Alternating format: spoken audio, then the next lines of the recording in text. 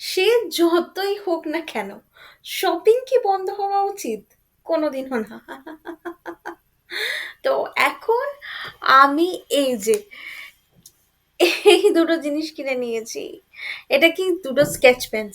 হ্যাঁ, আরে sketch pen লোকে কেন কেনে? স্কেচ করার জন্য নিশ্চয়ই। তো আমি এখন নিজেকে বললাম যে না, ঠিক আছে, যতই হোক না কেন, ট্রাফিক জ্যামে সবাই বসে বসে, ক্যাবে বসে বসে ফোন করে, গান শোনে, এআই করে বলে আমিও কি তাই করবো? আমি নেমে পড়লাম। নেমে পড়ে আমি বললাম যে না, আমি শপিং করবো। নিয়ে আমি দুটো স্কেচ পেন কিনে নিলাম। হ্যাঁ, হ্যাঁ।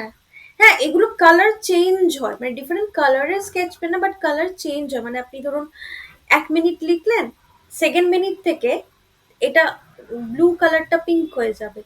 তারপরে আবার ইয়েলো হয়ে যাবে। তারপরে আবার রেড হয়ে যাবে। হ্যাঁ, হ্যাঁ।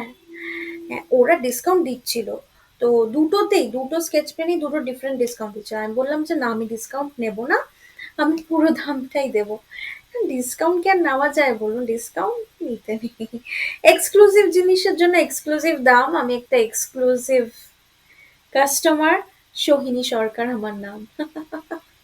হ্যাঁ, হ্যাঁ, কি সুন্দর!